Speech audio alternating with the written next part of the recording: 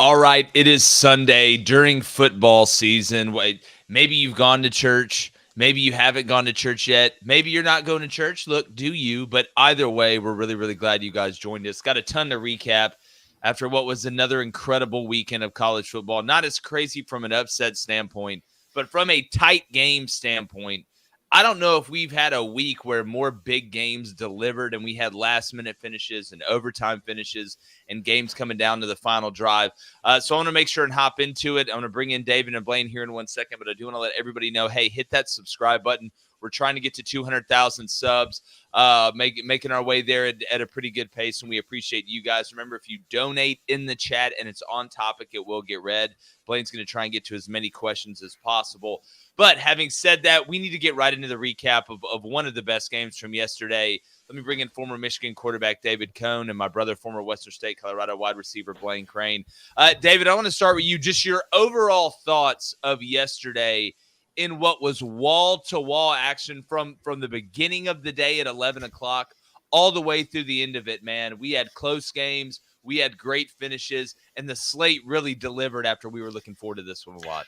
Man, I have to say yesterday, or really this whole weekend, is some of the most fun I've ever had watching football. I'm down here at the farm right now, and look, it wasn't just yesterday. The Utah-Arizona State game Friday night, man, that thing delivered. Everything the Sun Devils are doing out there out west is very, very impressive. But yeah, from the jump yesterday, emotions were tight here on the farm when South Carolina started to storm back against Alabama.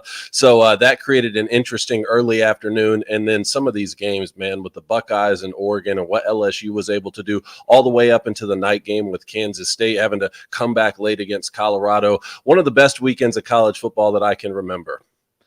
Blaine, I want to bring you in here. I know the chat's going to be buzzing and you've got to, bebop over to that. But I want to start with LSU. Yeah, you do be bebopping. I do. I want to start with this LSU Ole Miss game. Me and you watched this together. Slow start. Nobody scored in the first quarter. Kind of had an explosion in the second quarter. And then nobody got to double digits, even in going into overtime. Obviously, the over didn't hit. We liked the under all week at 64.5. It went down to 62.5. But I do want to make this point and then get your thoughts on it. I thought Garrett Nussmeier was good yesterday. I don't think he was incredible.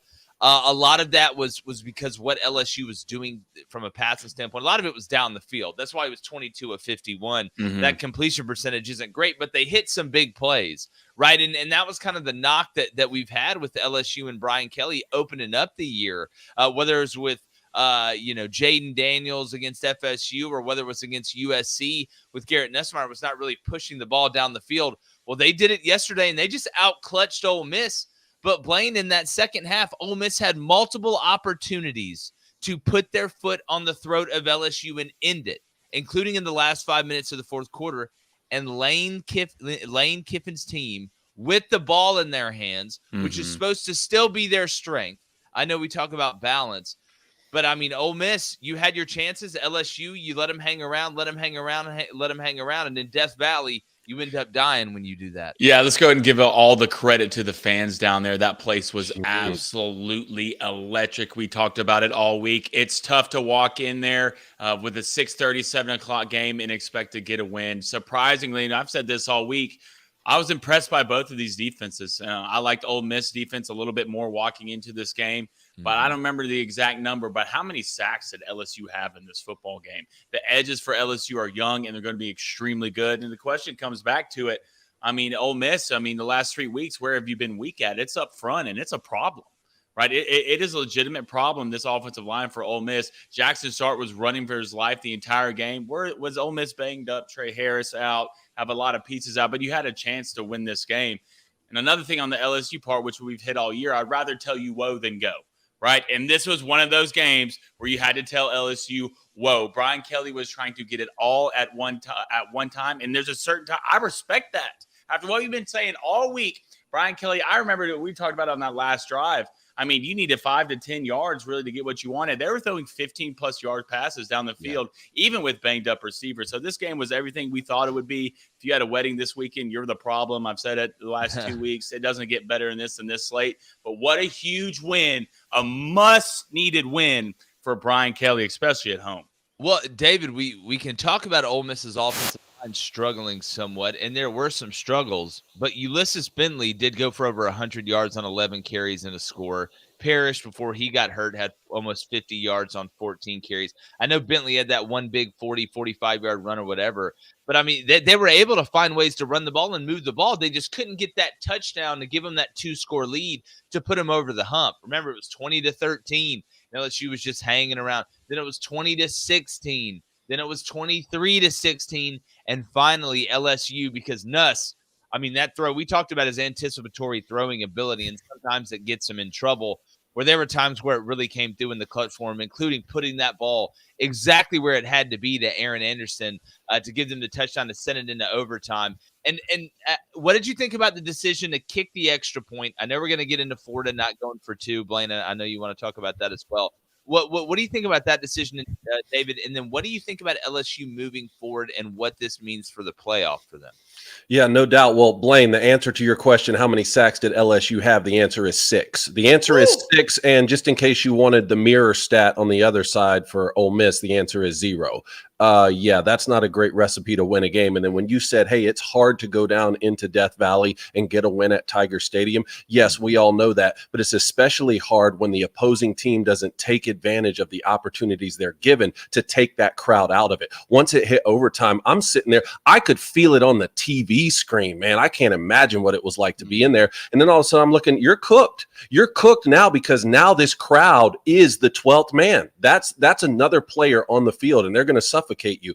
I don't think Ole Miss took advantage of the opportunities they were given. That was an awful overtime performance there. All credit to LSU, though. And this is why I was torn on the game, because I thought Ole Miss had a better football team, and I thought for much of the night that played out. I'm not impressed with LSU on offense. I don't really know who is. I know, big time throw at the end of the game there, but for the rest of the 60 minutes, I don't think they led in the ball game. I don't think they led 1 second in the ball game until they won it at the end. But they were coming off a bye, and they'd be at home, and it'd be at night. And Brian Kelly, like I said, historically is really good coming off the bye. What does this mean for both programs moving forward? Look, I don't know. Ole Miss, you have 2 losses now, and you hadn't even played Georgia yet. I thought that's where we were with Ole Miss this year is, hey, can you finally get over the Georgia and Alabama humps, not losing to Kentucky and losing to LSU when LSU doesn't have one of the better teams that we've seen in the last couple of years. Lane Kiffin doesn't win big games to me. I don't know. And in terms of what they were doing on offense, no, you can't take this away from Lane Kiffin. He's not afraid to take deep shots and throw the football vertically down the field, so much so that I was like, hey, not everything needs to be bombs over Baghdad here. I was watching it with Richard. We're saying, man, every pass is a deep pass. Thought they did run the ball well, 181 yards rushing, and look, it was a good ball game. It was a tight ball game, everything that we were hoping to see. But when you find yourself in a tight game in Death Valley, you lose those. Yeah, and David, it's funny. It wasn't just Ole Miss that it seemed like everything in the passing game was down the field. It was both Ole Miss and LSU. Like there was a point in that game where I was watching it where I was trying to remember the last time somebody threw a pass that was under 8 yards. I mean, we talked all week about, hey, look, if I'm Ole Miss, we're going to obviously see if we can run the ball and then make LSU tackle in space. I thought LSU actually tackled in space pretty well. Caden Lee for Ole Miss is a hell of a player, the guy they had in the slot. I mean, he had 9 catches, 132 yards, wasn't able to find the end zone, but he was able to do some things after the catch. But this, Blaine, and I want to get to the chat before we move on. This is why we were talking about the loss for Ole Miss against Kentucky. Took out all of the buffer room. All your room to work. That was like your insurance policy leaving. Because imagine now if you're Ole Miss, hey, you still get Georgia at home. You've got a more favorable schedule on the back end than a lot of teams in the SEC. And your one loss would be on the road at LSU, right? So not the worst loss in the world. But now since you lost to Kentucky, there is absolutely no more room for error. I think 10-2, they still get in. If they're able to beat a Georgia team that didn't exactly look great against Mississippi State, but we know how Georgia can be up and down. Does Ole Miss have a shot to make a playoff in your mind after losing this game? I'm not saying mathematically, but do you think there's a chance? And then on the other side, what does this LSU team have to do? Does Nussmeier have to keep running it and creating kind of how he was last night for them to be effective and maybe have a chance in the playoff? I think Ole Miss is done. I don't think they're beating that Georgia team, especially with the way they looked up front. The thing about it, we talked about LSU, and it's always been defense, and their run game wasn't great yesterday, but I respect the attempt. They didn't go away from it. They kept trying, and at least made Ole Miss's defense respect that at some point. Great point you brought up, Jake. Nussmeier, one thing, as good as he is throwing the ball, I would like for him to have better feel when it comes to running. There was multiple times yesterday where he could have took off, got the first down, 10-plus yards, and that'll come with age, and sooner or later Nuss will figure that out, especially in big games. But, I mean, LSU, big shout out to Whit Weeks. What a dog. Dude, yeah. Absolute dog. He's straight out of tackles, a Friday Night Lights episode. I keep thinking 18 tackles, 10 solos, and thank God they didn't call targeting on that play because, damn it, that wasn't targeting. If you're Jackson Dart, if you're going to slide. He didn't duck his head. It wasn't forcible contact, in my opinion. But if LSU can establish a defense, which has killed them the last couple of years, those edge players can keep playing like that and actually tackle on defense. Now we have an LSU team, if they can get healthy. Remember, there's like top 3 guys are out other than Kyron Lacey. Hilton's out. They had another guy go out. If they can get healthy, I don't know why we can't talk about LSU being a playoff team with the athletes they have on both sides of the ball. Really? Well, I mean, they're 5-1 and 2-0 in the conference. We'll see how it works out, but it's a damn good start. All right, let's get to the chat. All right, chat, hit that like, hit that subscribe button. If you donate, it's on topic. It will get read. We're going to start the day off with a $5 donation from Brian Pinton. What's up, Brian? He says, guys, where dreams come to die inside Death Valley at night. Huge win for Brian Kelly and huge win for Nussmeier. Massive, especially, and again, this is the LSU track, right? Lose the first game of the year in a big non-conference game, and then here we go. Let's rock and roll, figure it out. I would be though if I'm an LSU fan, as you know, you're just excited for the win, and I know Ole Miss fans are really down, but I do, to Blaine's point, David, and I want to stick in the chat here. I thought that LSU defense played really, really well given the circumstance yesterday. Now, they had to catch some breaks, and they did. Trey Harris should have had an 80-yard touchdown the first play of the game when they threw the ball deep. He just dropped that ball, and I know he ended up getting beat up. And nobody is saying, at least I'm not, that LSU has this elite defense. But they did look competent yesterday, and Ole Miss is going to make some big plays. But any rational LSU fan, David, if I would have went up to them and said, hey, you are going to hold over a 4-quarter span, you're going to hold this Ole Miss offense to 23 points, I think all of the smart LSU fans would have taken it on the spot, and it was just enough to send the game into overtime. And he should have kicked that extra point, David. Brian Kelly was right to kick that extra point. Why? Because the exact reason why Billy Napier was wrong for not going for 2. You're at home, right? You're at home. You're in your environment.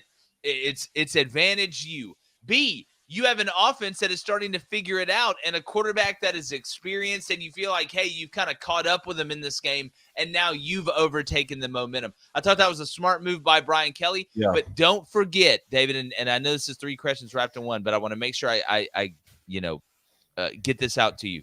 I talked about one of the reasons why I like Lane Kiffin was that he takes risks and he takes chances. What do you think about them trying to run a couple extra plays before halftime? You fumble the ball, LSU gets it and kicks a field goal. That's the one that ends up being enough to tie you to go into overtime where you eventually lose. Yeah, and that's his MO. That's why I don't think just on the surface taking the most risk is necessarily a winning strategy. Now, at certain points, yes. And the only reason I agree with you on Brian Kelly's decision to kick the extra point, the only reason it was going through my mind on, he might go for 2 is because of what we saw a couple years ago in Death Valley when they were playing Alabama, which that sort of brings me to the rest of their schedule now with Blaine talking about their opportunity to make the playoff. You got at Arkansas, at Texas A&M. They do get Alabama there in Baton Rouge, at Florida, Vanderbilt at home, and Oklahoma at home. So can you run the rest of that schedule with only losing 1? That's really the question, I think. Yeah, because, I mean, 10 and you only drop one of those. 10-2 gets LSU in the playoff, and you're what? You'd be what, 7-1 in the conference? You're probably playing in the SEC championship game. The way it looks right now with all the carnage. But all right, Blaine, one more in the chat, and let's move on to Ohio State, Oregon. All right, let's go to Mac 13. He says, guys, really underrated part of this game was the pass protection from LSU O-line against a elite front seven, which we saw with Ole Miss giving up 0 sacks. That's the type of stuff that can win you big football games. Well, I mean, look, the run game wasn't phenomenal for LSU, but I thought the pass pro was really good, and it should be. I mean, this whole offseason, we were sitting here saying, all right, the LSU offense, there's no way they can be as elite as what they were under Jaden Daniels. But with this offensive line, right, they have a chance to be really, really good. This was supposed to be the biggest strength of this team. Name me a position group at LSU that you would have felt better about as an LSU fan or as a knowledgeable college football fan than LSU's offensive line. So hell yeah, they did pass pro really well. I know there's been some injuries and they've had to move some guys around. I still expect them to run block better. And if LSU wants to do the things that LSU fans are thinking about doing now, especially after this win, you're going to have to start being able to push people around on the line of scrimmage. So, yeah, the pass pro was good, but that's what I expected from what was supposed to be the best unit on LSU's team. All right, let's go to Landon. Landon, what's up, man? He says, coming in hot off an all-nighter in North Dallas. Go Tigers. That bye week in Death Valley Magic did my body good. Where does the LSU defense go from here? Is it only up or is it only down? Well, I mean, David and Brian Kelly mentioned this in the postgame. They're playing a lot of young guys, too. They're just going to get more confident and more confident. Hell, it seems like everybody that could have possibly been hurt's been hurt. Like, I don't know if I don't want to jinx, Weeks, but it seems like even though they've lost Harold Perkins, they've lost a couple key pieces, that this defense continues to grow. And make no mistake, LSU's got athletes now. Like, they still got cats that can run and move. I mean, you can just look at them getting off the bus, and it's still LSU, but defense isn't just about the way you look off the hoof or how much you max on the bench press. It's just your ass know how to line up, right? Do we understand how to adjust? Do we have our empty checks? Do we know how to call formations into the boundary? Can we go through quick tendencies when we see formations that we've seen in the film room? That's the growth of a unit, and they seem like they're playing complementary, right? It's not – one unit's having to make up for everything. It's this group makes a play, one play. This group makes a play, the other play. They're far from perfect, but it's a whole hell of a lot better than what we've seen recently. More balanced than last year. More balanced. Sure. Yeah, more balanced. And I was under the impression they were more balanced than last year, not necessarily in a great way, just because both the offensive unit was so much inferior to last year, but at some point, the record speaks for itself. And if this LSU team ends up besting the 9-3 from LSU last year, I'm really not going to understand it. I'm going to need someone to write a book on it because that's how bad that defense was. I know, but it's like that offense was so incredible, and now they're winning football. That's a good case study for young football coaches and young football fans out there to understand that sometimes being more balanced, even if you're not as elite or nowhere near as elite on one side of the ball, can still be an advantage to you. Well, look, balance isn't just for gymnasts and accountants, right? It's for everything. But speaking of balance and getting over the hump finally, Dan Lanning. What a game. I thought this was the game of the day yesterday. Yeah. Now, obviously the hype going into it, number 3 versus number 2. You talk about a game that delivered all the way through, and it was punch for punch. Oregon. And Dan Lanning, I doubled up on this one. I had him as one of my dog bets and Alina plus 3.5. Beats Ohio State 32-31. And not David and Blaine the way I thought exactly was going to go down, but it was very similar at the end. I think you got to, and I know we're going to get to Will Howard, pulling a Nico at the end of the game and not even putting the ball up and not having the awareness to understand the right thing to do. But overall in the game, I didn't think Oregon covered very well throughout the whole contest. I mean, Will Howard made some good throws on that last drive. That corner he threw to get him close to field goal range was a damn good throw. But they had guys running wide open and he would just spit it out on a slant, and Oregon wasn't covering it. I mean, Will ended up going 28-35 for 330 and 2 touchdowns. Dylan Gabriel goes 23 at 34, 341 yards, 2 touchdowns. Gabriel pops a touchdown run on 32 yards, rushing off 1 carry. We could sit here and talk about the back and forth and, Ohio State still needs to be in the top 5, and I agree that they do. But if this Oregon team is able to move the ball against talented defenses like Ohio State's the way they did yesterday, the way that Will Stein wants to, where they were able to run it at will pretty much. Dylan was working all three layers of the field. I mean, this was a hell of a game. And Blaine, I'll start with you over there. This Oregon team, are they the number one team in the country? God, I don't know if you can put them in over Texas after they just beat Oklahoma to sleep in the Red River, whatever the hell it was. That was the most boring game of the entire night. We'll Red River shootout later. We'll get in that later. A couple things from this game. One, damn, Denzel Burke, you should have went in the draft last year, buddy. You're cooked now. They cooked you for 4 quarters, and you weren't even close. Second thing, and I want y'all's honest opinion, okay? Put your coaching headset on. Y'all think Dan Lanning put that 12th guy on the field late on purpose? No. Are you sure? No, too risky. How's it too risky, though? Tell me how it's too risky. Because that 5-yard penalty could have got him in. A couple things. One, if they catch you, that 5 yards gets Ohio State closer to field goal range, almost within field goal range, or at least you can throw that Hail Mary into the end zone to have a chance to catch it. The second thing is, what happens if you put that 12th guy on the field and all of a sudden Will Howard throws an interception, or there's a bad snap that he has to run back and land on. Now they're at midfield with 6 seconds. I don't think he meant to do it, but guys, how does that happen? Like, how does that happen in that moment? I feel that's not the same as what Nico did to me. No, it's not. It's not. What Will he did? Thought he had time on the clock. They had a timeout. And technically, when he slid, there was 1 second left. So they at least could have tried to get the time. Nico didn't even throw the – Nico Will Howard didn't even throw the ball. Because he thought he had time. He thought he had timeout. Yeah, it's not great. It's not great, but that's nowhere near the same. I mean, they had a timeout. Well, you're talking about Tennessee had a timeout. No, Ohio State had a timeout. The Buckeyes had a timeout. He thinks that he's sliding so they can call timeout so they can kick a field goal that's not – it would have been a 55-yarder. It would have been a 55-yarder if they just kicked it from where they were, which at this point, like, I think there's probably someone on the Buckeyes roster that can make a 55-yard field goal. So instead of let's just scrambling around and trying to use that timeout, maybe we just kick it from there next time. We can talk. I thought Will Howard wasn't the reason they lost. I think we all three. No, I think their defense. How do you spend $20 million on a team and your defense is this bad? Dude, that's what shocked me. Like, but guys, every time, I mean, even at the beginning of the game, Ohio State took the ball straight down the field and scored like it was nothing. Then Oregon answered. Then it was like, all right, Ohio State would score. Then Oregon would score. Then Oregon scored. And then Ohio State would score. That was like you talk about punching back. I don't know if was there one time, I need to go back and look at the possession chart.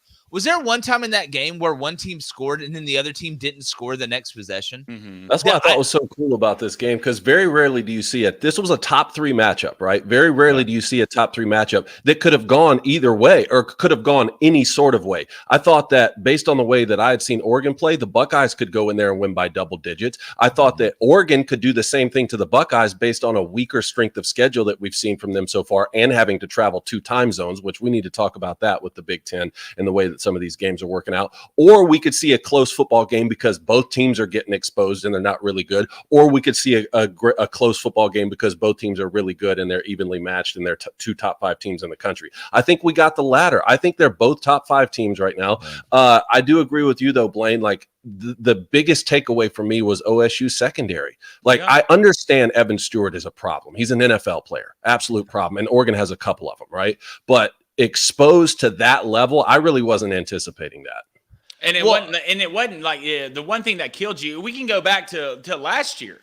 Not against, but against Michigan. What is the one thing that killed you? I know they didn't come out in 0 a lot, but you got beat for big plays down the field. If I did anything, I want to make Dylan Gabriel and this team with the athletes I have on defense nickel and dime their way down the field and earn it against me. They were taking shots after shots, and the guy that was projected to go in the first round last year, and Denzel Burke, they noticed it, and they noticed it early and said, we're going to go right at you, and they did it for the entire game. Mm-hmm. I mean, just looking to the big play point of yours, Blaine, it wasn't like, and I know Jordan James ended up with 115 yards rushing, but it seemed like Oregon was in 2nd and 8 a lot, or 2nd and 10 a lot, and they would just hit Evan Stewart, or they would hit Tez on a short to intermediate pass, or then finally let one fly deep to Stewart and he'd catch it, to the point where Ohio State, it seemed like, started calling defensively, pitching backwards a little bit, saying, you know what, we got to take away the pass first and then rally to the run. And then you started to see the run game going in the second half.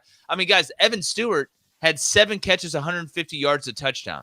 Tez Johnson had 7 catches for 75 yards, a touchdown. Those are 2 guys. All right, 3 actually, when you look at Terrence Ferguson, the 3 guys that could not beat me if I'm Ohio State. Dylan Gabriel's going to do his thing, but it's Tez Johnson, it's Evan Stewart, and it's that thing they got running around at tight end. Like, those are the 3, or at least, one of those 3. Well, that's like your whole skill position at some point. Yeah, I mean, but all those guys that averaged over 10 yards a catch, Dave, like over 10 yards a catch. Yeah, and some of Tez Johnson was late in the game because I was wondering when they were going to get him worked in. But yeah, I mean, and look, that's how it's supposed to be for Oregon. That's what we were promised, right? Like, those are NFL players. That's why you had a top 3 ranking to begin the year. That's why we talked about your roster all offseason. What we saw at the beginning of the year, that's what confused me so much. But just think about this too, not to Blaine's point about Will Howard didn't cost the Buckeyes the game. Not only is that not true, but he played really, really good. Now, maybe we put the clock management on him at the end, and maybe he gets buried this week in the media.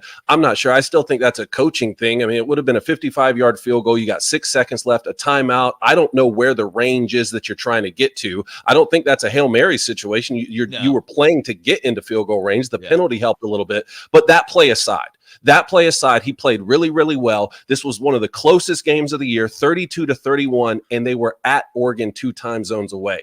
Put them on a neutral site, and do we have a different ball game? Because that's what we may see. We may see a rematch of this in the Big Ten championship game, but now it's going to depend on, and let me see where they play. Now it's going to depend on Buckeyes at Penn State. Yeah. Because maybe the Buckeyes are on the outside looking in now with that loss. And, Penn State stormed back against USC. I know we're going to talk about that one. So we found out a lot of information yesterday.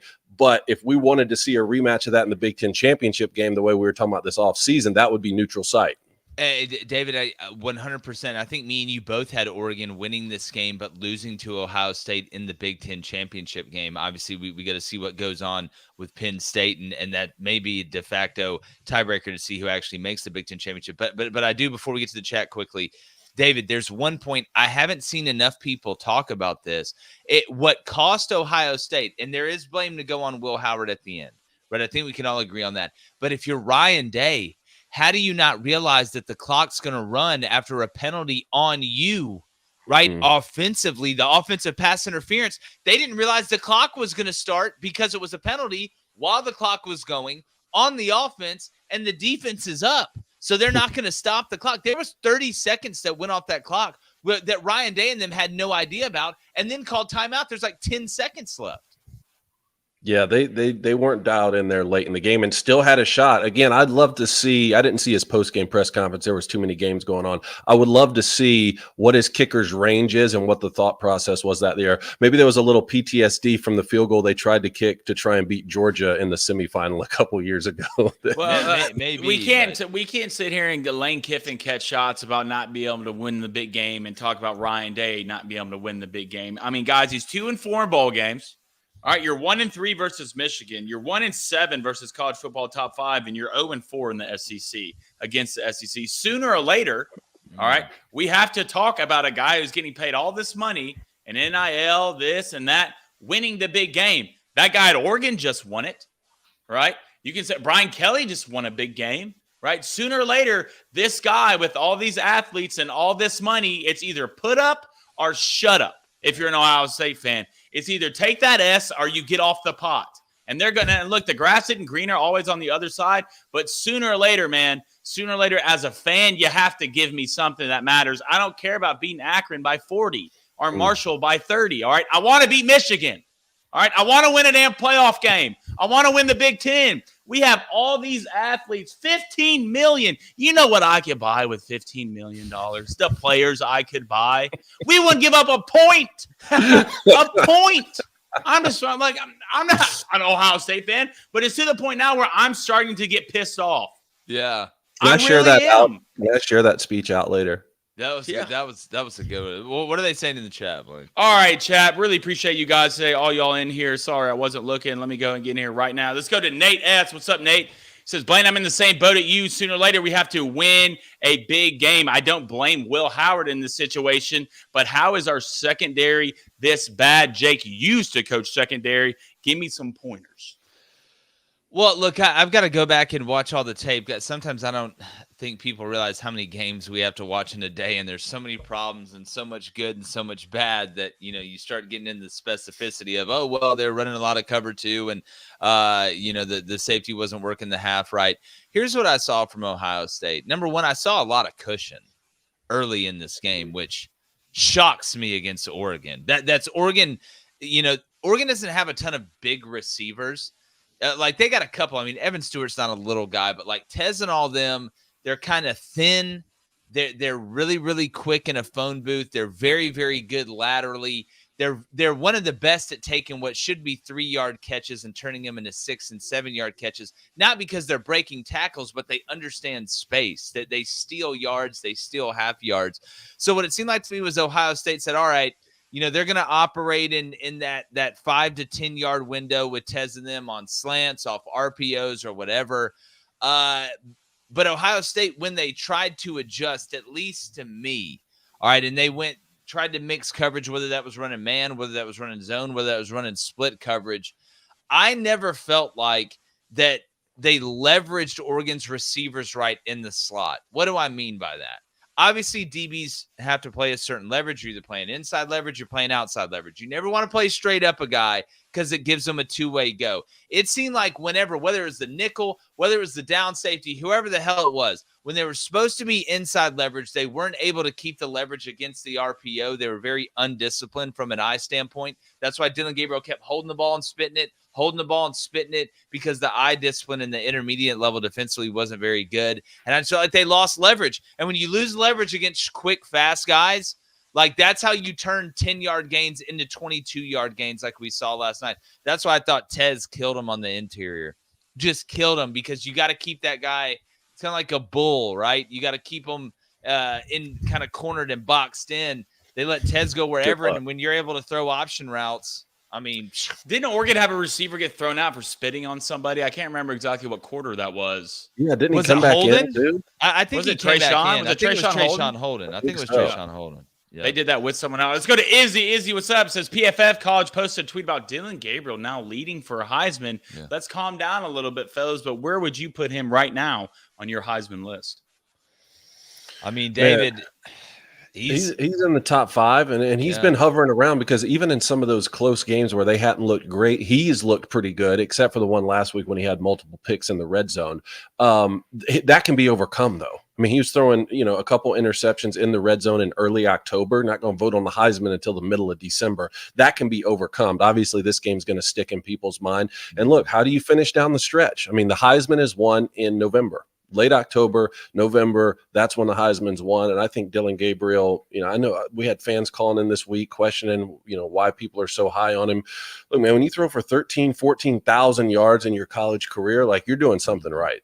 And it's not just that. He had that big run for a touchdown. You talk about Heisman moments during games. That was a really big momentum changer when he kept the ball. Hell, I think it may have been on 4th down.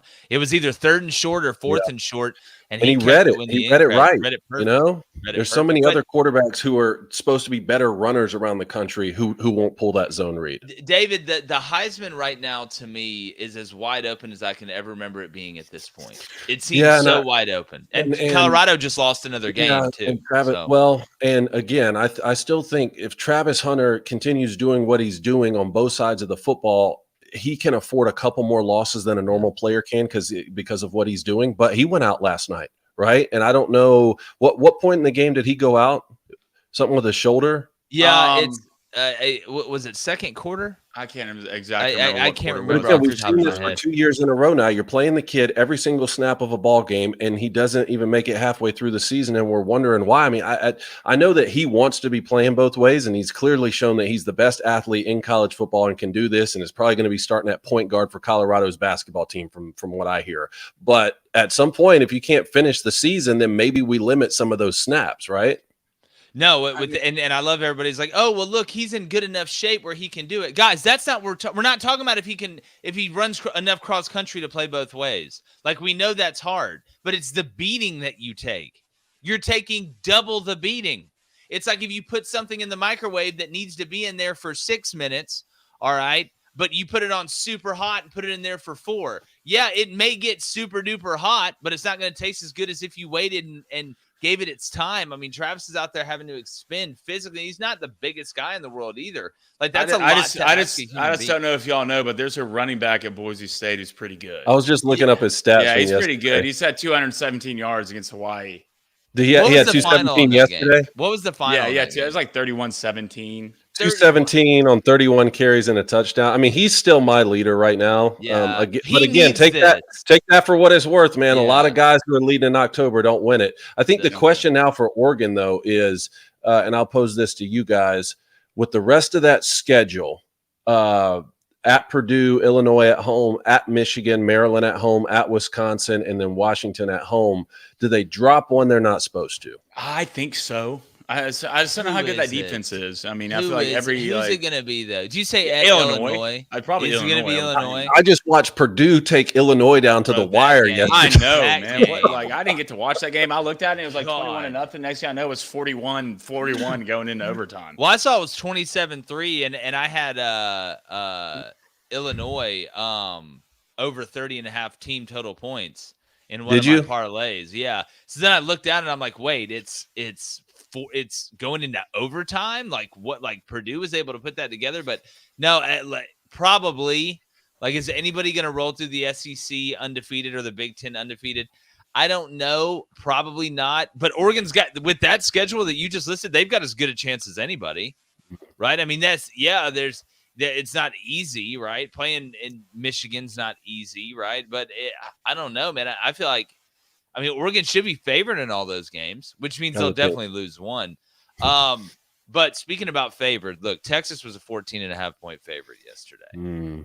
And Blaine, I want to let you say your piece on this because I think you're 100% right. I think the Red River Shootout's a fantastic rivalry. But that game yesterday, Oklahoma, you never had a shot. You never had a shot. You never had a shot because of what you have offensively. Why? Go ahead, Blaine. Go ahead. Why? Look, I'm a pretty forgiving guy. I have patience. I get it. But the minute I'm hip. How do you not bring the backup in this game? You talking about Jackson Arnold? How do you not bring him in? Like, I knew it was bad. Once Texas got up 14-3, Oklahoma lost. Oh, that you're lost. Cooked. Like, and it killed because it almost felt like you gave up. Right? Or you were too afraid to bring in, like, Hawkins Jr., great. He's going to be a good piece. He's young. He's growing. They couldn't complete a ball past the line of scrimmage, right? I saw them throwing the ball away on 4th and 3. It's a rugby game. It's so bad. Like, Brent Venables, what are you doing? You have to at least try to bring someone in to give a spark. You gave up. You quit. For the entire second half, you knew what you had in Hawkins Jr. He wasn't going to push the ball down the field. Hell, you couldn't get it past the line of scrimmage. You couldn't run the ball, but you kept sending them out.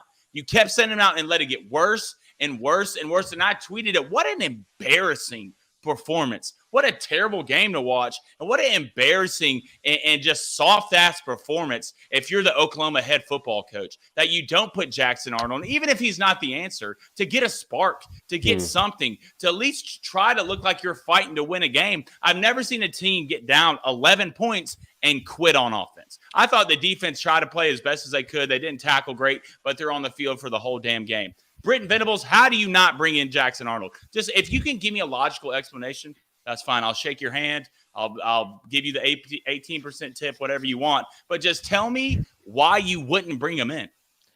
No, I'm with you, Blaine. Yes, the same thing in this house.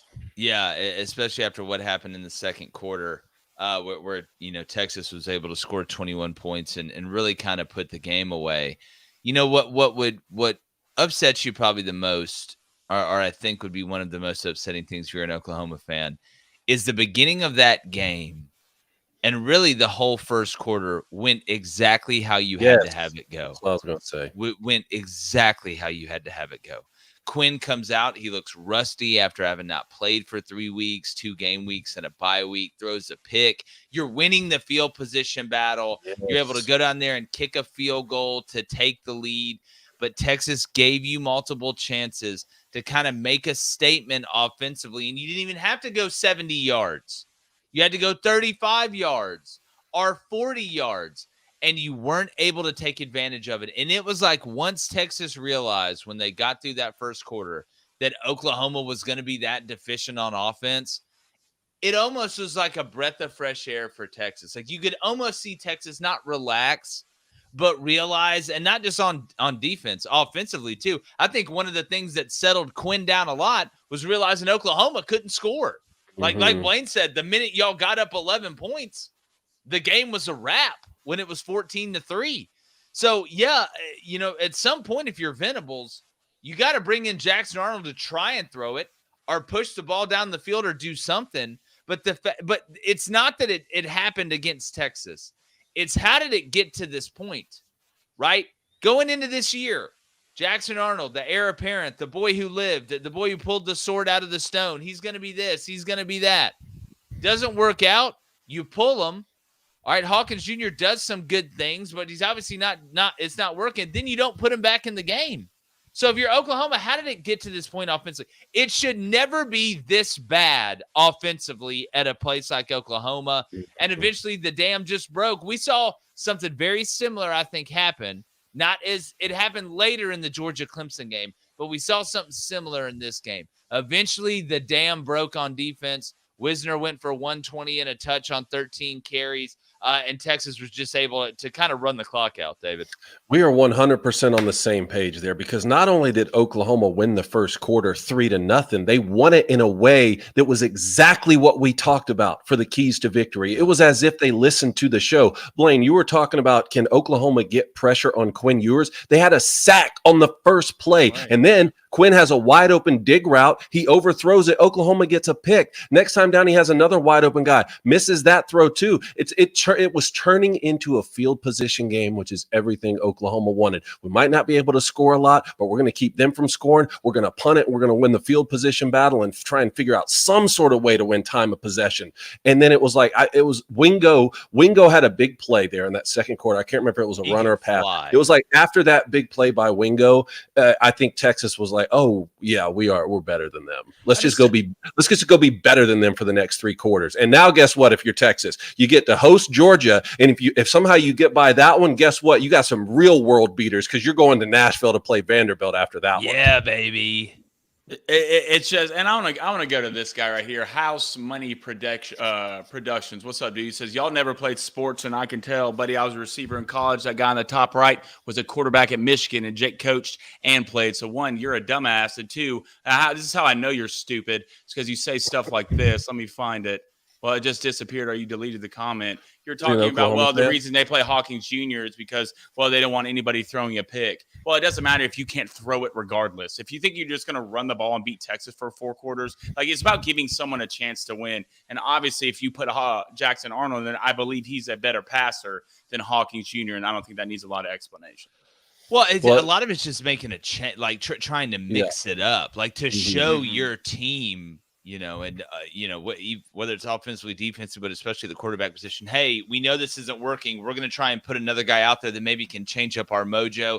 Not that he would do any better. I know Jackson Arnold struggled, but I'll say this: whenever somebody says you can tell somebody didn't play sports, that person probably never played sports.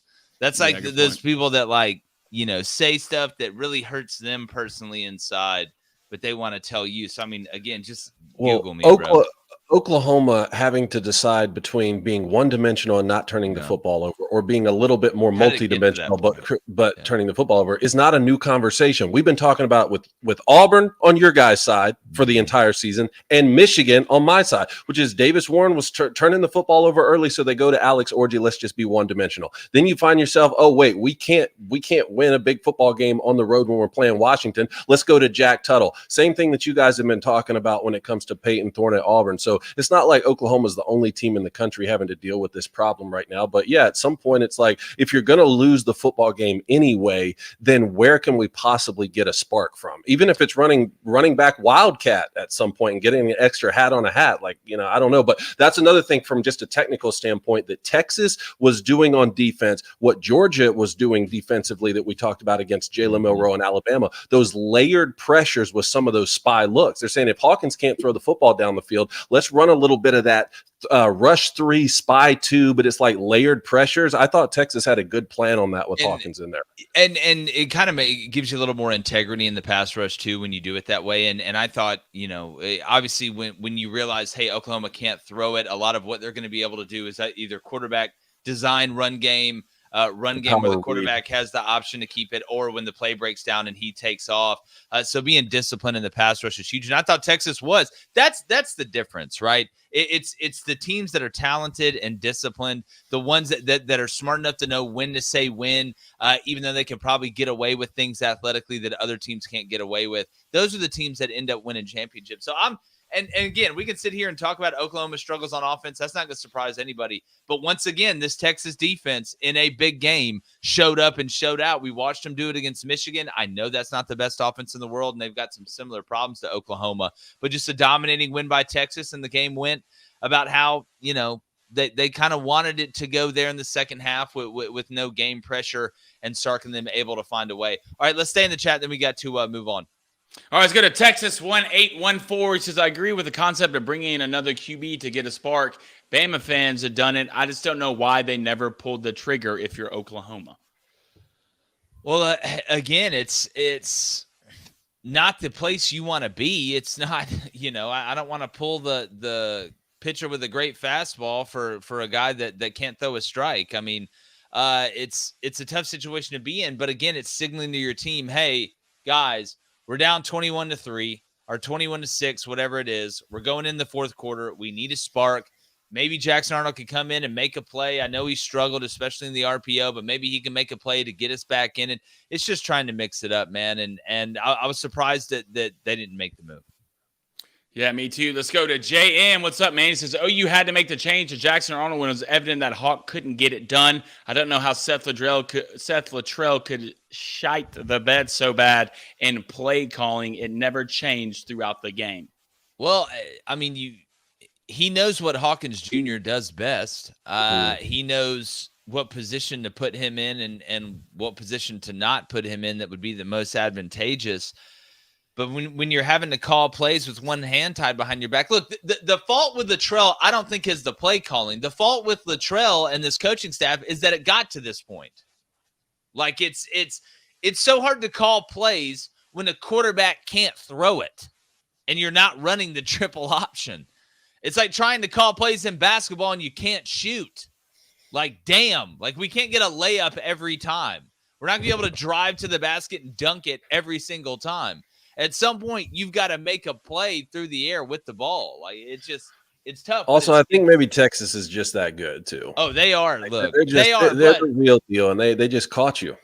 Yeah, but we've seen Oklahoma struggle offensively. But speaking about struggling offensively, Tennessee, David. Look, I know you won. So anytime you beat a rival, win an SEC game, beat Florida, it's great. But this, as fast as we were ready to talk about, hey, maybe this Tennessee team could be a championship level team. Maybe they're ahead of schedule.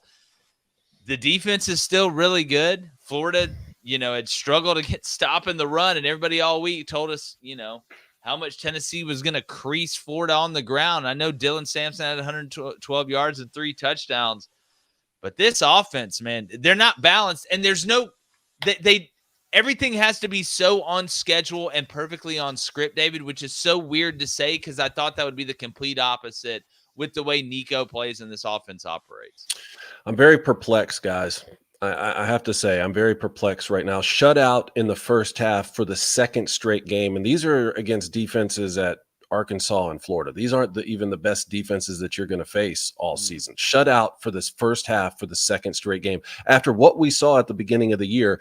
And I had a lot of people reaching out to me when I was talking about how impressed I was with Nico and some of the throws he was making early on in the season. And they said, well, let us know when he does that against some good competition, because obviously that was Chattanooga. That was against the NC State team that we thought was going to be better than they actually are. I think a big part of this is just coming into SEC play. And Jake, the equation that we had posed last week was, okay, maybe is this a road problem? Yes. Right? Like we've seen Nico struggle on the road. He's a young guy. Maybe it's just a road thing. Maybe he comes back and lights Florida up and just looks great through the air in the run game. They didn't. And they were at Neyland. And I mean, all credit to Florida for the way they played and the way they fought. That's an SEC team with great athletes who's had their back against the wall before the season started, because everyone's talking about their coach getting fired. I understand that group is going to be scrappy by nature. But, man, what we're seeing with Tennessee on offense, like I don't understand it. I really don't. And hats off to the defense. If Tennessee is going to figure out ways to win football games like this, 23-17 with their defense, then Josh Heupel has come a long way in certain respects. But if Nico doesn't start taking those next steps throughout the middle of this season, man, I don't think they're going to reach the ceiling we thought they were capable of. Blaine, do you think, and we're going to talk about Billy Napier not going for 2, which was nuts to me, just absolutely nuts to me.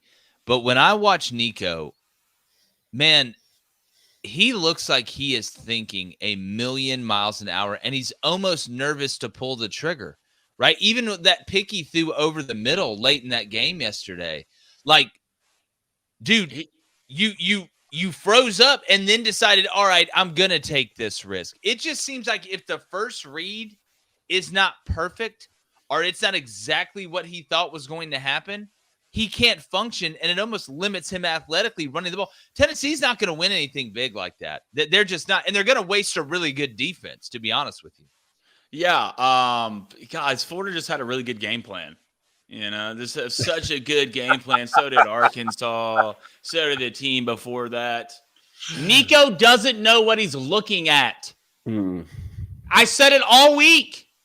All week. Go back to the Oklahoma game. Played bad.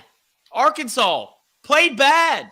Florida played bad. He is a one read, eyes down, take off. He's like, but he's not even taking off. I don't even know how to explain it at some point. Like, guys, we have to be honest with ourselves. He's a mediocre player right now, and he's young, and I know that. But I got fooled. We all got fooled, and I said it all week. This offense is not good for Tennessee. It's not. The run game's okay. It's okay. I mean, Florida's good, but there's a reason why Billy Napier's getting fired. He should be fired into the sun, especially not after going for 2. I can't believe he made it back to the locker room. But Tennessee is damn good on defense. Up front, one of the best in the league. Depth, you can see it. There's talent everywhere. But this offense, the offensive line play is terrible. It's terrible. Nico doesn't know what he's looking at. Your receivers are somewhat banged up. But, like, this isn't Kent State, okay? Like, this isn't NC State. These are good defenses you're playing the SEC, not phenomenal. But I said it all week. I'm sick of hearing the game plan stuff on defense. Every team you play Saturday, sooner or later, y'all just aren't good on offense. Yeah, David, we talked about them not pushing the ball down the field, and they seemed like they were playing in a 15-yard box. Tennessee had 3 guys wide open down the field last night, and Nico overthrew every single one of them. Right here, Nico missed slot fade wide open. In my notes here. I mean, he did. I mean, he missed a lot of them. And credit, talking about, I mean, we can make fun of talking about the game plan because that was the narrative, and I think that's funny. But, you know, Florida was able to get pressure on him with a lot of these twists and these stunts and some of the same stuff that we were seeing Arkansas do. Maybe there is a template out now on how to create problems for this Josh Heupel offense, especially if you're able to keep them from being able to go warp speed all the time and have these big shot plays that then keep you in base defense. Then you sort of nullified one of the strengths of that Tennessee defense. But again, I think a large part of it is just they're playing SEC teams now, man. I mean, to Blaine's point, it's not Kent State, it's not Chattanooga, it's not this NC State team. Like, you're just going to see really great athletes. And look, Dylan Sampson, that's where you need Dylan Sampson to step up. 27 carries, 112 yards yesterday, 3 touchdowns. I mean, that kid right there won you the football game, you know, combined with what Tennessee was able to do on defense. So I don't know. We're a long way off where we were a couple weeks ago when I thought, man, Tennessee could possibly possibly beat Alabama and Georgia this year. Now it's looking, I mean, I know every team has their own problems, right? And we're going to get to Alabama and all that, but it's not looking good, man. It's one of those years. If Nico even panned out a little bit of what he thought he was going to be, you would be good enough to win it all, and you should still be undefeated. You should, like Tennessee's defense right now. I think you can argue can be one of the best in the nation. Well, after seeing Oregon and Ohio State, name me a better Alabama defense. and Georgia's defense, I'm not impressed with. Tennessee, they're maybe South Carolina's defense. Yeah, no, and if your offense was half of what we thought it would be, you would be good enough to win the national title. But like, it's not just like, guys, it's bad.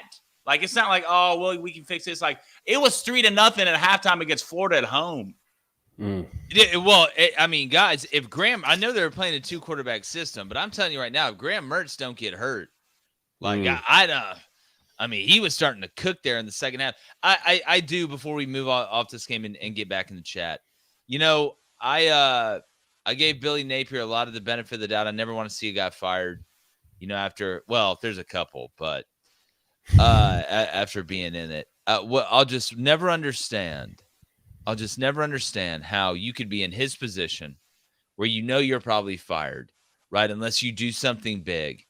You've got a freshman quarterback on the road in Neyland Stadium who pulls one out of his ass on 3rd and 18, 4th and 18, whatever it was, to score that touchdown to tie the game. There's 27 seconds to go in the game against a Tennessee team that hasn't been able to throw the ball down the field or push the ball down the field at all. And you decide to not go for two. You run. You go and line up in a formation, and you know Tennessee's going to call timeout. You know they're going to call timeout. And they call timeout, and then you get nervous and decide, you know what? We're going to play this game in overtime. I'm not one of those guys that says, oh, I'm automatically on the road, so we need to go for two, or I'm at home, you know, we need to go play for overtime. It's all circumstantial. But the circumstance, if I'm Florida in that point, it's house money with Billy. They're going to have to fire me and pay my buyout, or we're going to get this 2-point conversion, right?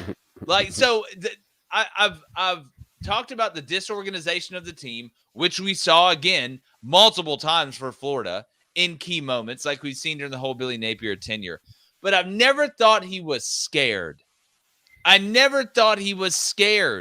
That just seemed like you were so shocked that y'all tied it up at the end, or had the possibility to tie it up, that you didn't want to go for broke. You're fired, dude. You are fired into the sun, Billy. And you had a chance. The angels came down.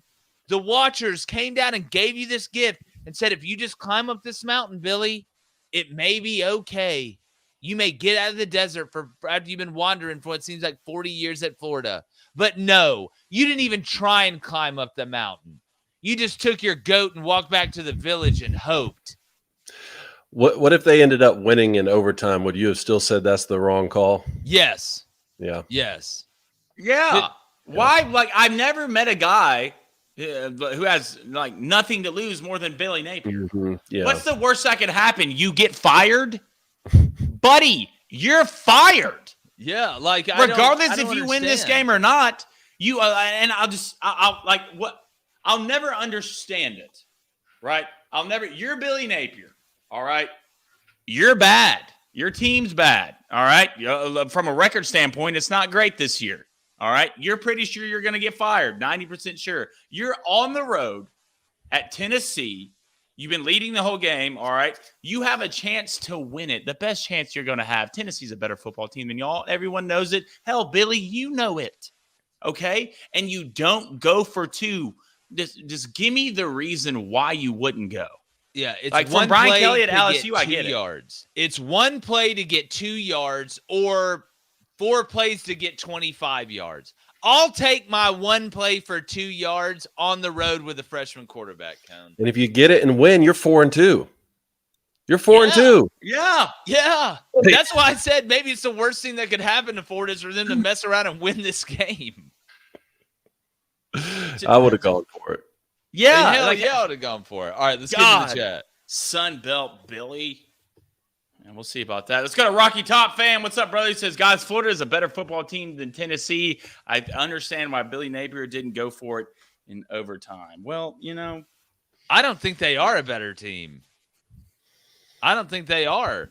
I think Tennessee's just struggling to throw the ball. Overall, I would take your Tennessee's quarterback team. got hurt. Your starting running back got hurt. Your Yeah. two best players got hurt on offense. It's but no, it's time. let's take it to overtime. Yeah, it's like you got to look at it. It's overtime instead of like, look, we got one shot. Give us one shot to win the game. I'm shocked that he didn't go for it. I think he would, if he could go back in time, he would have gone for it. And, especially being on the road there, like we just talked about with LSU being at home, man, that place came alive.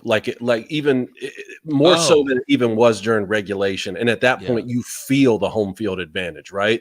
You can nullify that if you're Florida by getting that at the very end. But look, maybe you just thought Tennessee's so inept on offense. Hell, they can't score if we line up at the 25. Maybe our freshmen can. I don't know. I didn't hear what he said in the post-game press conference, but man, I'd have gone for it. Yeah, me too. Let's go to Julian Federico. What's up, Julian? Says Blaine. I ain't no E on the end of my name, son. Saying he always knew LSU defense was good. Is such crap. You said last week taking Ole Miss because LSU's defense still isn't good. You an effing clown. Well, Julian, thank you for being in here, brother. I appreciate that. And two, I never said. I did say I'm taking Ole Miss because their defense is a little bit better than LSU. I don't know how you've been watching football the entire year. I still think they are. You just sound like an LSU fan. Right. And hey, man, great win. Hey, be happy today, man. Yeah, be happy today, dude. After that comment, to be honest with you, I hope today sucks for you. I'm eating a bunch of beignets right now. Yeah, I hope you have a really shitty Sunday, to be honest. Let's go to $5 donation from Ant. What's up, Ant? And next week, we just see that Tennessee offense against that Bama D. That should be hilarious. Under? Anybody? Under? I need to see what the total of that is. All right, guys, let's move on to these last couple games. Let's go before we go to Bama and South Carolina. Let's go Penn State USC. I called the Oregon game. All right, doubled up on that. USC, dude, y'all had it. You almost had that one, man. Y'all had it, and you blew it. And you blew another game that went into overtime, man. And what an awesome day of football yesterday. Look, Drew Aller, I know he threw the 3 picks, man. But oh boy, also went 30 of 43 for 391 yards and 2 touchdowns on top of it. This was a hell of a game. But if you're USC, right, going back and look at this game, I thought Miller was pretty good. I mean, he was, didn't put up electric numbers. Woody Marks, you had 111 yards on 20 carries, but like the trick plays worked. Like everything was working for USC. The fake reverse, right? The screens, Lincoln Riley and them were cooking. You scored 13 points in the second quarter. You're up 20-6 at halftime, feeling good. But Penn State comes right out, punches you in the teeth, doubles you up, scores 14 points in the third, then 10 in the fourth, and then 3 in overtime. I know that, the bugaboo for Penn State has been Michigan and it's been Ohio State. But Cone, first to you, USC is now 3-3 overall, 1-3 in the Big Ten. But it wasn't like this was a smash mouth, Minnesota-y type game. They kind of lost a little bit of a shootout, especially in the second half. Okay, we would be doing everyone in college football a disservice if we didn't mention the name Tyler Warren today. Yeah, I was about to say. Oh, yeah. 44 Taysom Hill. Now, he ended up with 17 receptions, which I think tied the FBS record, and 224 yards receiving and a touchdown. Even before he did all that, I was scribbling his name down so many times. On one drive alone, he ran a quarterback sneak, to pick up a first down. Back-to-back screen passes they threw for him, and then threw him a slant route down at the goal line. I think that one ended up getting called back, but it was still a touchdown. What an unbelievable utility player that you have right there who can do it all. That's the type of guy you need if you're going to win these type of football games. And Penn State did several things yesterday. One, obviously they won the football game to remain undefeated. But two, you played in a close game that created, I think, a little bit of a friction for you, a mountain to overcome, which everybody needs to get tested at some point in the season. Penn State won a close football game, but more importantly, they came from behind to win. Remember, we were saying, is Penn State built like a type of team that can come from behind? You're down 17-3, down 20-6 in the second half, and you're getting gashed by Woody Marks. I mean, Woody Marks played a heck of a football game. Getting gashed, you find a way to take that thing into overtime and to win a close football game when you had to come from 2 scores down. That's everything you possibly wanted, not just on the road, but 2 time zones away in California.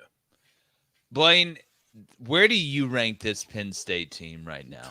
They're at 4 where they sit. They're 6-0, 3-0 after this win. And I know USC isn't a bunch of world beaters, and I'm not trying to act like Penn State has all these big wins. But if we're looking for a team, we talk about balance. We talk about, oh, well, Tennessee's struggling on offense. They're really good on defense. Or, well, Alabama's really struggling on defense, but they can do some things on offense. Is this Penn State team maybe the most balanced team that we're not talking about? I probably would say Texas is more balanced than Penn State. But I do think Penn State now would be probably the number 3 team in the nation. I mean, you're undefeated, and that's a damn good win, especially on the road. Tyler Warren, man, I'm sorry. It's not even the catches that get me excited about this guy. He just runs people over for 4 quarters. He's basically the orc that you sent to go blow up the wall. He's Taysom Hill. Yeah, to blow up the wall before the war starts. Man, I thought this was a phenomenal football game. You could put this up there with the Oregon-Ohio State game, the LSU-Ole Miss game. I was really impressed with Drew Aller, even after the mistakes he made, the clutch plays he made, and putting the ball where you need to. I don't feel like a team lost this game. I know it sucks for USC, but I thought USC kind of looked damn good. Both these defenses were questionable to me. I knew more about USC's, but I thought Penn State's would do a little bit more from a turnover standpoint and getting to Miller Moss. This is a huge win for Penn State. I mean, right now, there's not a team, and I've been going through the back of my mind. Is everyone just mediocre in college football?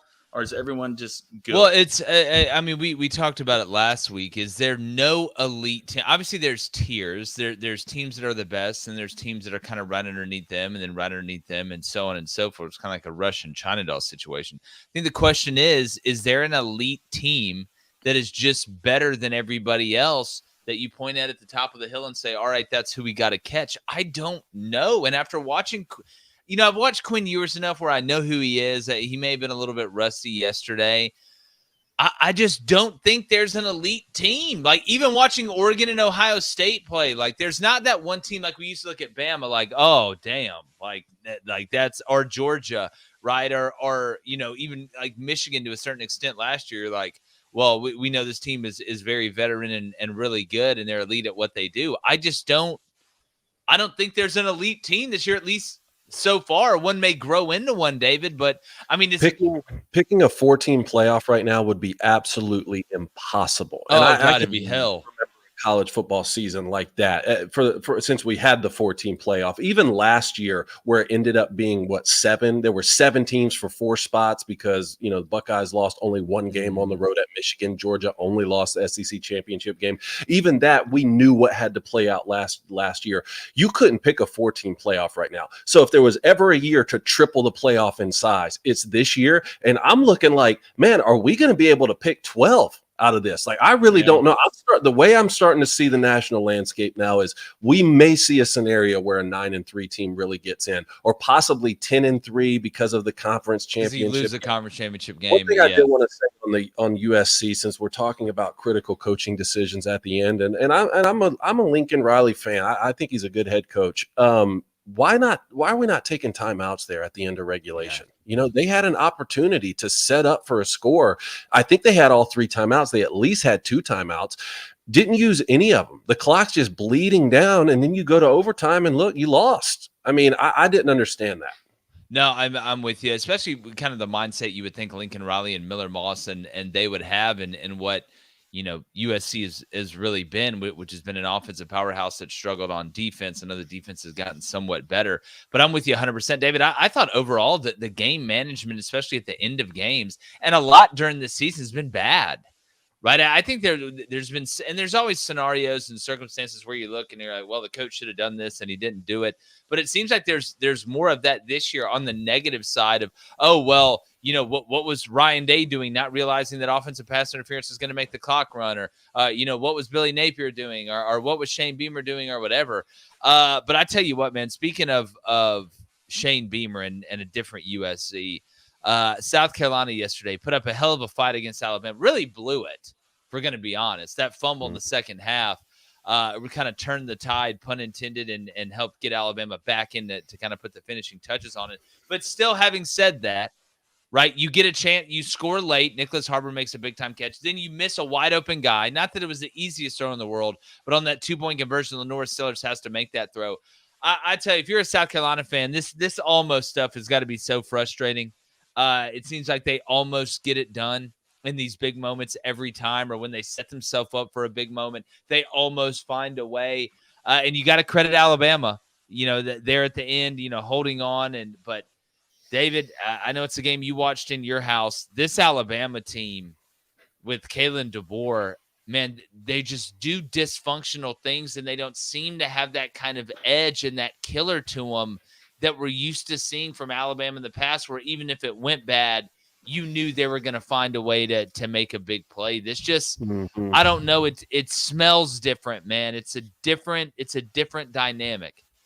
As perplexed as I am with what Tennessee's been doing on offense, I'm equally as perplexed with Alabama right now since the first half of that Georgia game that we watched at Innisfree, because I thought they were nearly perfect on both sides of the football. That Alabama defense made Carson Beck, like, I wouldn't want to take him in the first round after watching Carson Beck in the first half of that game. On the flip side of that, Jalen Milroe was throwing a perfect game. I mean, you want to take a baseball analogy, he was throwing a perfect game into the seventh in the first half of that game. Alabama looked like, oh, this is the team that's going to pull away from everybody. Then we saw the second half of that, and now we've seen 4 quarters of this game here.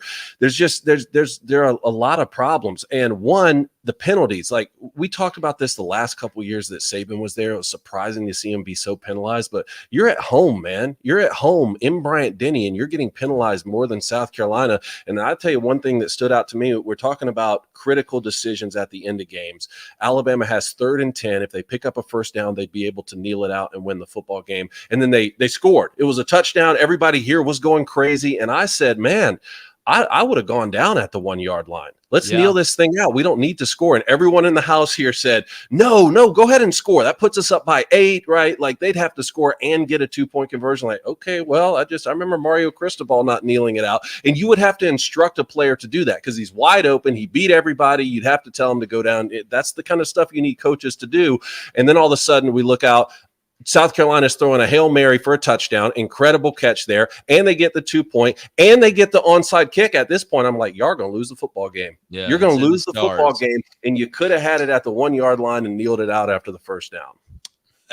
I'm with you 100%. Blaine, if you're Alabama, despite, the loss to Vanderbilt, you're 5-1. You're 2-1 in the SEC in a year where it seems like nobody is the best team in the country, but you're sure as hell not with that defense. What would you be feeling right now? Or what would you say to Alabama fans about what they should be feeling right now? Oh, God, guys. We're just not that good on defense. And it sucks to say, and it's perplexing to me as an Auburn fan. Trust me, it's weird to me to look at, and with the athletes you'll have, and be like, Alabama's not that good on defense, and got pushed around a decent. You're a mediocre defense, but look, at this point in this year, I mean, that's okay. Like, you'll be able to win it because I don't think there's a phenomenal defense other than the team you'll probably play next week. But as good as Tennessee's defense is, it's equally awful on the other side on offense. But, God, man, the one thing we're not used to seeing is Bama not being able to put guys away. Bama was always the team under Nick Saban. Whatever had to happen late in that game to get it done, damn it, they'll find a way. And now it seems like the opposite is getting done. And Kalen DeBoer, it just almost flashed back in my brain, him smiling after beating South Carolina by 2 points at home when you're a 3-touchdown favorite. And then I see a picture of Nick Saban pissed off and they're up 21 in the national championship. There's a standard at Bama, right? And that standard slowly feels like it's falling, even a win, which is crazy. But I will say this, a very underrated football play in this game that not a lot of people are talking about. Big shout out to Malachi Moore. At the end of that game, where that kid caught that pick, if he would have took a knee in the end zone, that would have been a safety. Malachi Moore looking at him before he took a knee and told him to run out. Would it have been a safety? I'd have to go back and see. If his body, don't even risk it. Don't even risk it. Yeah, like he caught it at the 2. Like full catch with possession at the 2 and then faded into the end zone. Malachi Moore, we know what happened with Malachi last week. He kind of lost control. Telling him to get out and running out, that is an absolute veteran play. But no Alabama fan watched this game and felt good about anything. Well, David, I've watched, obviously I'm from Lee County, Alabama, grew up in the Auburn-Alabama rivalry. And ever since Saban took over, like, I've watched Alabama lose some games, Most of the time, it was because of two reasons. One, somebody ran some fluky stuff, and it just worked long enough, and they caught enough breaks, right?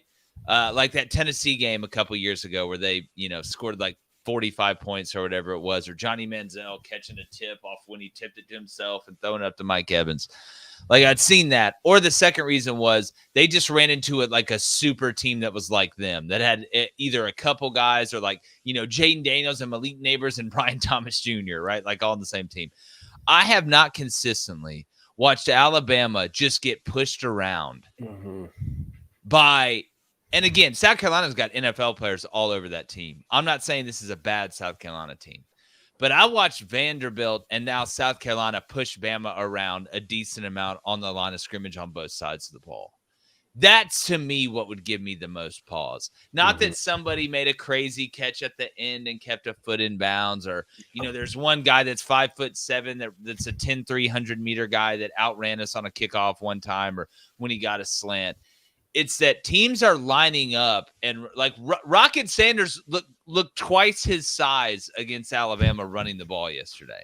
I'm just not used to seeing that, David. Still. I know. And trust me, that same phrase was going around this household a lot yesterday. I think a couple positives for Alabama are you beat Georgia. You beat Georgia in one of the biggest college football games we've ever seen, which not only bought a new coaching staff equity, but just from a standing standpoint, you have the head-to-head over Georgia in any tie-break scenario now that's going to happen to make the SEC championship game, and they still have to go on the road and play Texas and Ole Miss, okay? So you did that. You followed that up with a loss to Vanderbilt, which we talked about all week, one of the most embarrassing losses of all time. Well, that team just beat Kentucky yesterday. I said they're going to beat more SEC teams throughout the season, and every time they do so, it makes the loss to Vanderbilt a little bit less funny, a little bit less embarrassing. And, you beat South Carolina. It was ugly. So now the question that I think is going to get answered for us for Alabama in the next few weeks is this just sort of a mid-season like lull because you're playing SEC competition and hey, let's just win by one, let's beat anybody in the conference by 1 point and move on because it's that type of year and everyone else around the country is losing too?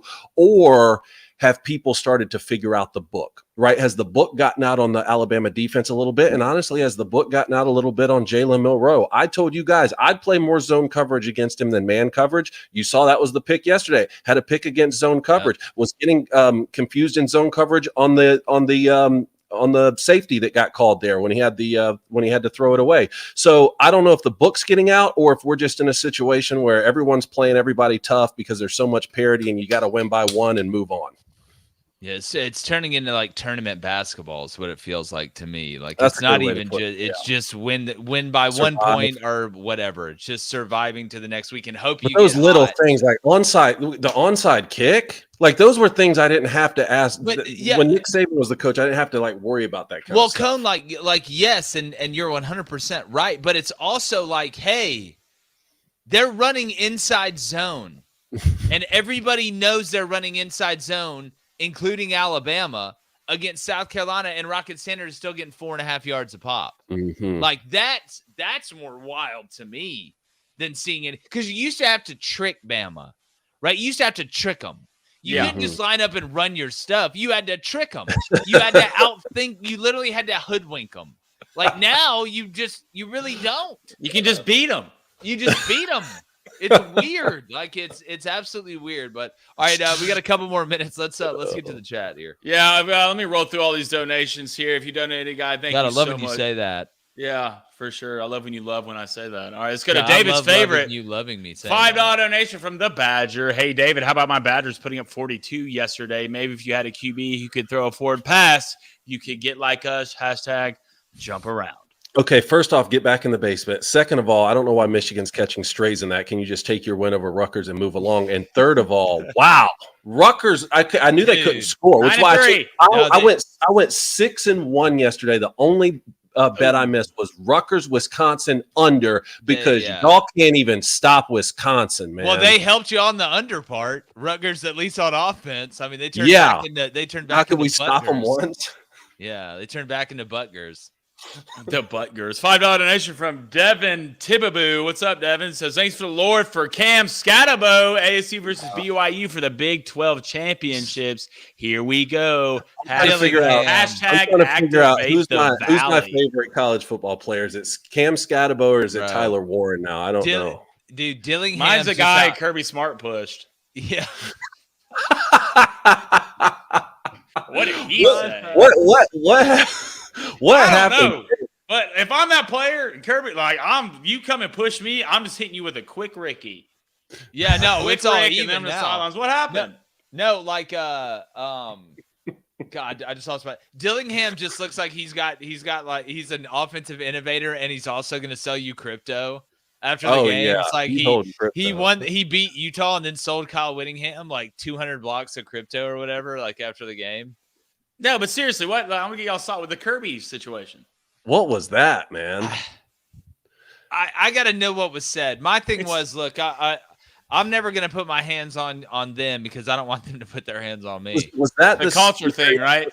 Something said because he came by him to the side, and it I don't know. I don't think there's no way something got said in that time span. Because I don't think so either. Didn't even see him coming. It just Kirby came out of nowhere. It looked like he was like a tank that was moving in that direction, and whatever came in that it was going to get pushed, and it just happened to be a off in that shovel haircut. Sometimes you got to remind everybody how crazy you actually are. And that I'm not saying to push. I used to just randomly, when I was coaching, every now and then just freak out just to remind them that hey, oh God, Crane's still crazy. No one from Georgia needs to tell me how crazy they are. Trust me, I see it every 4 days. Yeah, that's true. Someone's committing a felony every 4 days. So trust me, I get it. Y'all are wild. This isn't a Woody Hayes situation, but it was not a good look. I just want to know, did he say something about it afterwards? I haven't. I need to go look. I need to go look it back up. There was so much that was going on yesterday. There's all those games were so tight throughout the day. I was like Neo in the Matrix. Dude, it was wild. I was like the architect.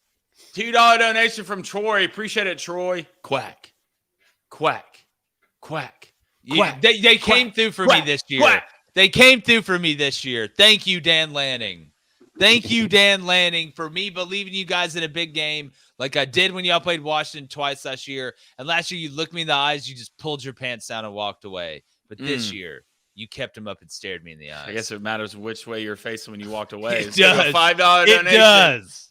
From Paige. Appreciate it, Paige. Whit Weeks plus the Death Valley crowd won that game. Ole Miss couldn't get it together in overtime. Go Tigers. I just felt like Tim McGraw was Whit Weeks' dad. Just straight off of Friday Night Lights. Yeah. He was so disappointed. Yeah. He just seems like Whit Weeks rode home with Tim McGraw as his dad in the pickup truck after the game. Just don't take the girl. All right, $2 donation from Jace Wells. Appreciate it, Jace. Proud of Lagway responding to that interception with a clutch touchdown. The kid's future is bright. Yeah, whatever team he's playing for in the future, I'm sure they're going to be good. Should have gone for 2. He's a good player. $5 donation from Big Rick. What's up, Rick? Boys, can we get some chatter about the Army football team? I've been chatting about wagon. Army's a wagon. Best lock bet. I'm going to bet them every week. It's stealing. Yeah. It's stealing. I had the Army God, as I choked to death. Get it out. Be all that you can be. I had the Army TTP over 38.5. They had 34 at halftime. This is the most explosive triple option. I know they do a little bit different. There's some more throwing elements. It's a little bit, more nuanced than your old school triple option. They're beating people to death. They're beating them to, which is good, which is what you want your Army to do. From our exactly. I had a -27. Richard said, "Man, that's a lot of points." I said, "Yeah, they're about to score a lot of points. Have you seen UAB too?" Yeah, it's like it's 30-something to 3 at halftime. Yeah. It was instantly the ass beating of a lifetime. Also, BYU still undefeated. Iowa State still undefeated. I mean, Kansas State over Colorado. Colorado almost won that football game with -29 yards rushing. Dude, the Big 12 right now. The Big 12 right now is just drunk off its ass. Oh, it's so Like drunk. it can't even. I mean, it can't even walk out of the Big 12 is asleep on the bar right now. Like that's where the Big 12 is. They didn't even stumble out and call an Uber or get a friend to take them home. They didn't even make it to the street to fall asleep. They felt that they're asleep at the bar right now. It's Arizona State, BYU, Iowa State. I mean, let's really get into it, man. I mean, I know Kansas State's there, but Utah, God, Cam Rising looked bad, didn't he? Dog, you got to leave. You got to leave. You look like you're 35 years old. Man, put Isaac in. You got to put Isaac in, man. It's just. You know what you look like? You look like you're 35 years old still playing college football. That's what you look like to me. Yeah, you just look like a guy at the Y who nobody wants on their team. You got to keep the stack. Let's go to a $5 donation from 0.216. He says Minnesota owns LA. RTBSU MGG, boys. That was the last leg of my parlay. PJ just still rowing it. You thought he was going up against the current, man. No, row that boat. For dead. But here he goes. Row that boat. Just rowing that SOB, just like this right now. $5 donation from Spencer Kawalis. Probably wrong, dog, but I'm sorry. I tried my best. When are y'all going to start talking about BYU and this team balanced enough to do something special in the postseason? This year, here's why I'm willing to entertain the thought of it. Here's why I'm just willing to entertain the thought of it. One, because BYU is way better, right, than a lot of us, including myself, thought. Retzlaff isn't turning the ball over, right? Exactly. At the rate that some feared he would. But since there is no elite, dominant, extra special team, at least so far in college football, or at least what we think, maybe they do got a shot to do something in the playoff. Not win the whole thing, but maybe win a game or two. Maybe get the bye, right? Be a top 4 team, win the Big 12, get the bye, win a game, move on. It could be in the cards. I mean, their ass hadn't lost yet. Are they going to go undefeated in the regular season? I mean, we've read off their schedule. Oklahoma State, which is at home. I mean, I don't think Oklahoma State's won a conference game yet. At UCF, got blown out by Colorado. At Utah, we just talked about how they look this week. Kansas at home. At Arizona State. And Houston at home. Is at Arizona State at Arizona State? That's the hardest. What is happening in the Big 12 right now? That's what I'm saying. Drunk on the bar, not they at might the be bar. Playing, that might be for who goes to the Big 12 championship game to play Iowa State. Yeah, it's how you wake up in some part of Scotland wondering how you drank so much absinthe and didn't die. Well, I've seen that movie. Yeah. Let's get a $5 donation from Stephen Barkus. What's up, Stephen? Can't ignore all the points Oregon left on the field. Should have been worse than what it was. Tell you that would have been the biggest letdown to me for Ohio State. Wasn't Will Howard, it was the defense. I mean, if that's, and David, I think you brought that point up. I mean, I know at the end of the game, it didn't go how a lot of people wanted it on the Ohio State side. And I don't think Will Howard, Coney, had to make a ton of great throws. I think a lot of his guys were open. There's a lot of timing and rhythm throws. Jeremiah Smith went for 100. Egbuka, was wide open kind of on that. I can't remember if it was a wheel or if it was off Poco. But he didn't have to make a bunch of great throws, but he made the throws he needed to make. I was actually surprised he didn't run the ball more effectively. That kind of surprised me. Got a couple in the red zone. Yeah, that's true. Let's go to $5 donation from Kobe Ferguson. What's up, Kobe? Avery Johnson is the future, but DJ Giddens is your identity. Man. I think the BYU game was great learning experience for this young team. I mean, Kansas State, out of all the teams, guys, that a lot of us had at the top of the Big 12, and I know we've hammered this point, but Utah, nope. Arizona, nope. Oklahoma State, nope. But then you look, Kansas, nope. Kansas State got a shot. What about Texas Tech? What about Joey McGuire and the gang over there just slowly creeping back into it? Yeah, it's wild. It's wild in that conference. Let's go to a $10 donation from Nate Dog. Nate, what's up, man? He says, I know I said it last year and was wrong, but this year, BYU is going to run the gauntlet and take the Big 12 home, set it here first. I mean, now they're sitting at 6-0. Like we said, they're probably the favorite. $5 donation from Binks. Binks, what's up? Thoughts on the cripple fight that was Cal and Pitt? Ugly win, but a dub is a dub is a dub. Hashtag H2P. Cal just plays those scrappy, ugly games like that, man. Well, man, how we don't score, guys? How do we not score 58 combined total points? Like I didn't like I didn't like the over either. Well, it's you said it now. They came out and scored each on their first possession, I believe. Like it was 7-6, then we missed extra point. Then then the weather started getting more overcast. I didn't think Holstein played very well. I thought both these offenses, they seemed.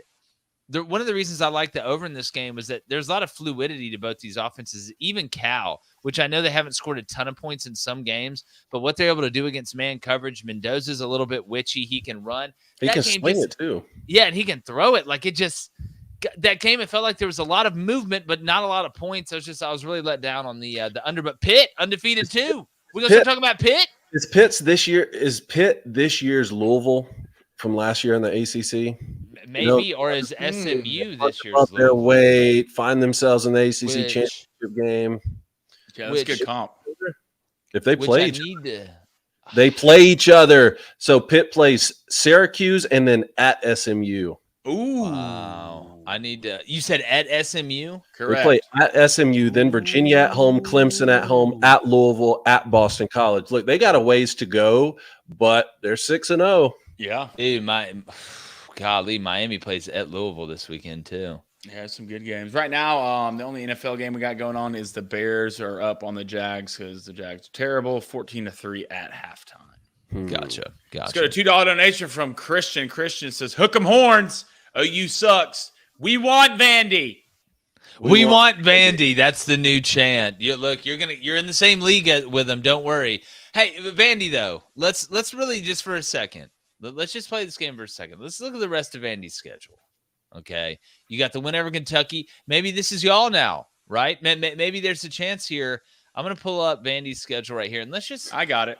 All right, what do they got left? All right, you got Ball State at home. All right. Okay. Then you have Texas at home.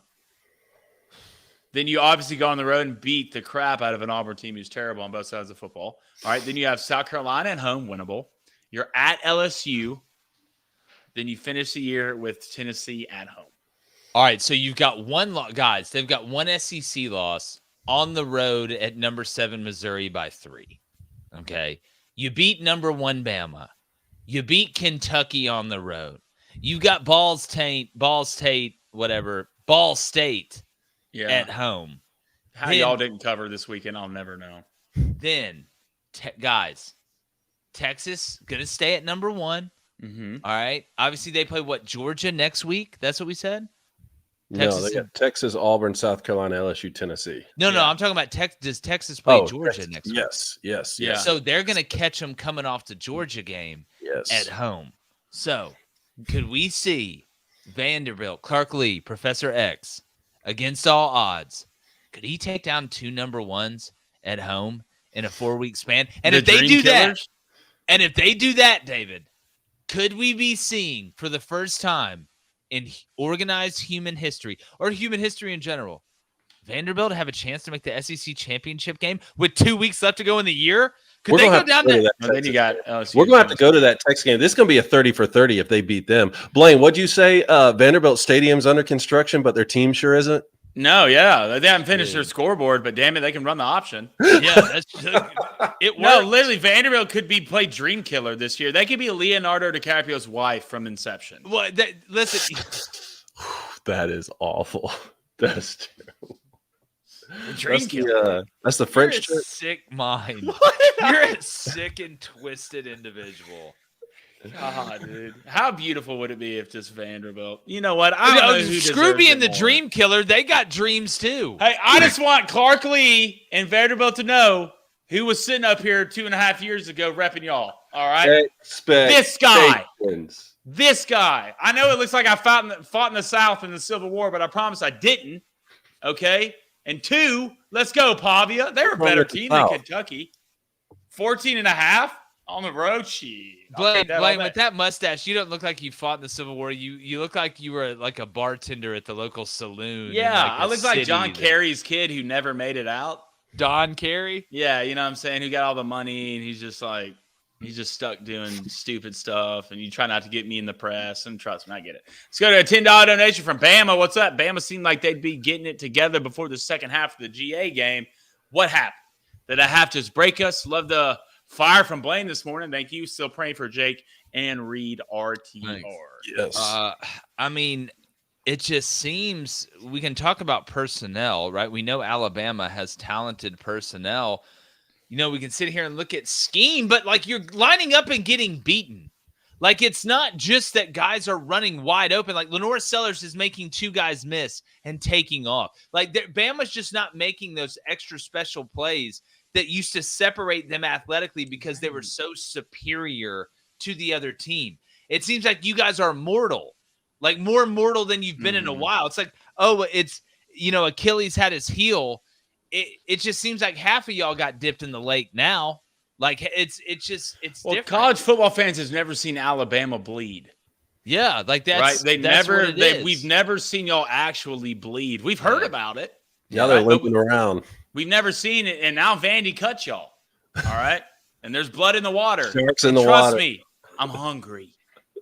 I'm hungry, and we want it so bad. Please, doesn't matter. Like. It doesn't matter who it is. Let's go to a $5 donation from James. James, thank you. Does South Carolina have an elite defense in your mind?